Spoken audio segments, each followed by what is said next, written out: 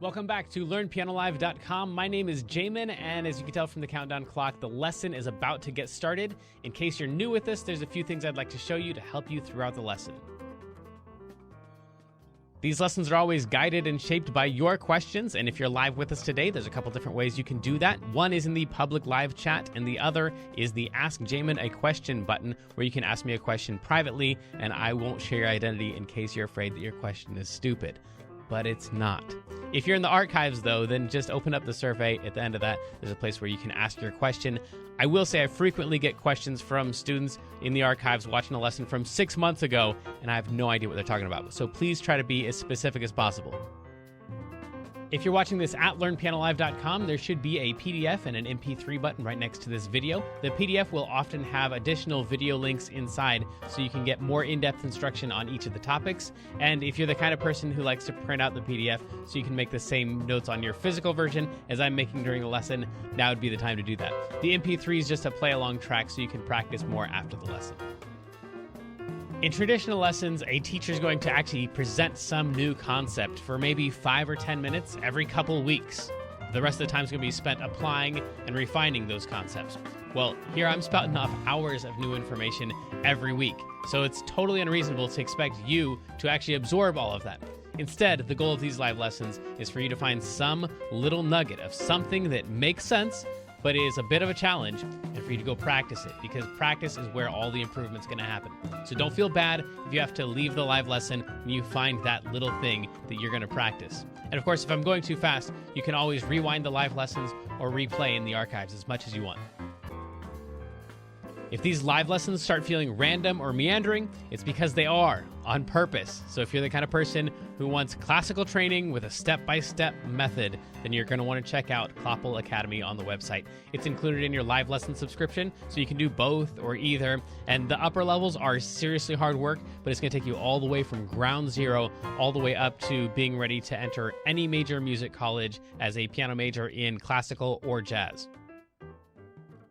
And finally, it's most people's favorite. This is application, where we take the past concepts from other live lessons and we see how they apply to an actual, real song that already exists. And since there's like 1,000 different ways to play any song, you're just going to work on the version that is appropriate for your level. So that might just mean playing one note at a time for right now. Or maybe you're working on chords or covering the full song. Or maybe you're just seeing how the song breaks down so you can better write and transcribe your own songs in the future. But whatever your level is, the goal is not this song. So even if you don't play the whole entire song, you'll get better by even attempting a little bit of it, and attempt it we shall.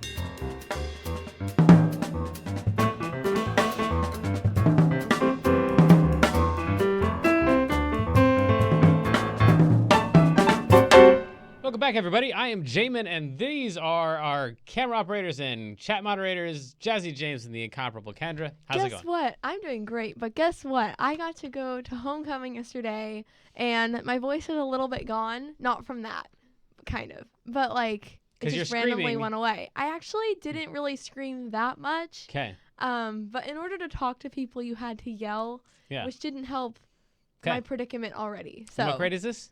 High school, so like 9th through 12th. Oh, it's everybody. I'm a junior. Yeah, okay. Gotcha. Yeah. This is your third? Yeah. Okay. I went every year. Yeah. It's awesome. Yeah. Okay. Because it's fun to dress up. Well, yeah, and I went with like my best friends, and so it was great. Cool. Like, my friend Nino, who I've known like since preschool, and some other friends too. It was awesome. Fantastic. Fantastic. James, you like to dance too, right? Guessing. You sure? Oh, okay. I thought you did.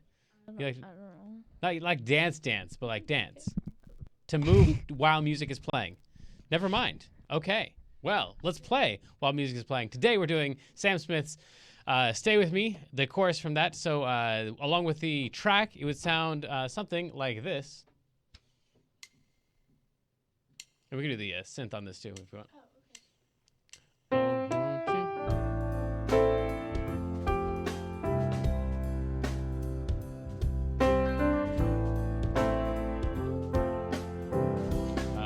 No, we're not doing the synth.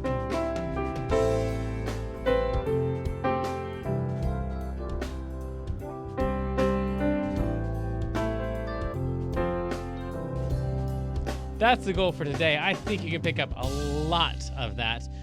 First thing we're going to need to do is be able to find a C, because that's our first note, and I would highly recommend you say the words along with this as you're playing.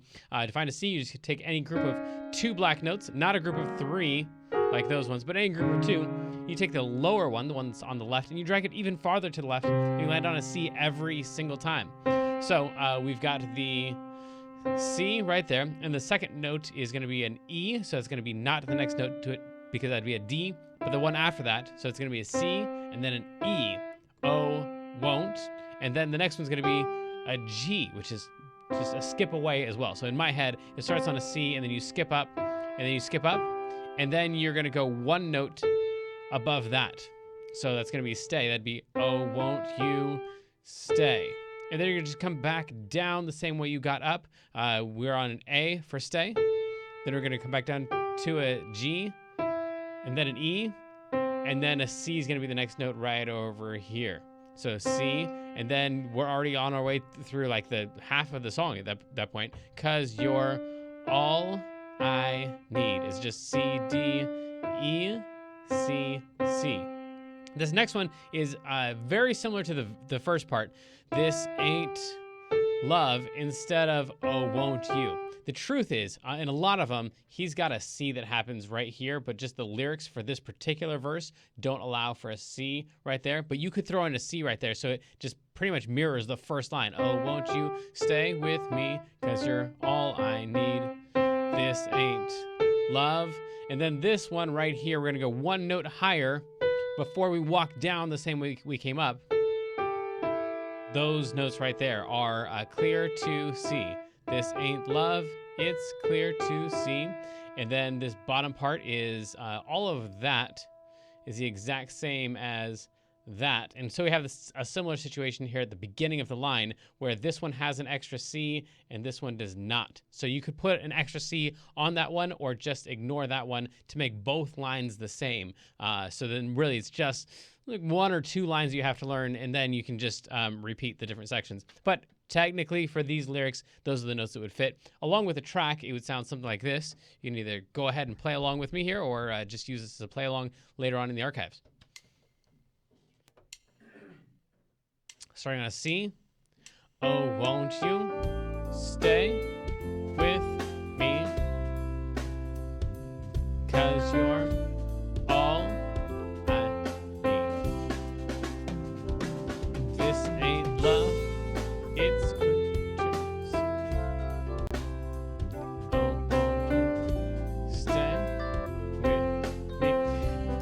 And if this is your first song that you've ever played, then this is going to take a whole lot of practice, especially to do it along with the track at that speed. So give yourself plenty of time and cut yourself some slack, because this stuff is difficult to do, especially one that jumps around as much as this one. This isn't nearly as like stepwise. It doesn't pick the note that's the next step over as much as we would like. It starts with a pretty significant set of jumps right there. So let's try that thing one more time, and then later on we'll talk about what to do with the AM and the F and all that stuff, because I know that's a question too. Starting on the C. 1, 2, 3. Oh, won't you stay with me? 'Cause you're all I need. This ain't love, it's oh, won't you stay with me? There we go. And you can see from my hand position here, like in most cases, you can get all of those notes just like that. You could just use one finger, but that means you have to use your eyes a lot more than I prefer to. So I'd rather just like set up ahead of time. Oh, won't you stay with me? I already know those are the notes I'm going to need, so I just prefer to put one finger on each note that I'm going to need. And then I got one finger for each of those next set of notes. And then this ain't love, it's clear to see. won't you stay with me? The tricky part is these last two fingers right here. The ring finger is extremely disobedient, and the pinky is extremely weak. So this one has a hard time like pressing the notes down, especially when you're reaching really far. Like, it'd be a lot more convenient just use a stronger finger. And then this one right here just never wants, either one, it doesn't want to play, or it wants to play only if there's another finger going down with it. So these two are difficult to train, but if you're not using them, that's like, I don't know, 20-40% of the fingers that you're not putting to work for you. So train those fingers, or don't, whatever. You can just use one finger all the way through. Let's go ahead and try this thing one more time with the track. Try to play along all the notes that you can. Don't worry about the notes that you miss. Here we go. Let's go start off with these three. Here we go. And a 1, 2, 3. Oh, won't you stay with me? 'Cause you're all I need. This ain't love, it's clear to see. Oh, won't you stay with me? That's all of the notes. Like I said, we'll eventually add in more left hand, but I think for right now, for the first time ever, I'm going to go ahead and push ahead to our feature of the day. Hey, Jamin, it's time for the feature of the day, Yes. which is the app of the day Yes. called Flowkey. Yeah, cool. So I've got several students who use this, and it's, from what I can see, it's super great at what it does. So it's got a pretty good library of songs that they just like. The nice thing about this one is like they actually do show you hand position and stuff. So the most efficient way to get through it is especially helpful when you're doing like classical songs and they've got really fast passages and stuff. It's just like if your hand is falling all over itself, then the fingering helps out with that. So, and the guys who play the songs are great. So then it gives you the sheet music and stuff. It's pretty cool because you can like practice just one section. You can like repeat one little section and stuff. So yeah, I haven't found a lot of instruction on the site, but if you're just wanting to learn songs, Flowkey seems like a great way to do it. So I've got a lot of students who will like go to Flowkey and they'll learn a song and then they'll bring it in like, all right, so this was the simple version, but how could I add stuff to this, or like what's the theory behind this stuff? So it's a great way to just get a lot of songs in your fingers and get a lot of practice time. And for a lot of people, it's a lot of fun too. So I think we're gonna get back to our song in just a minute after this short break.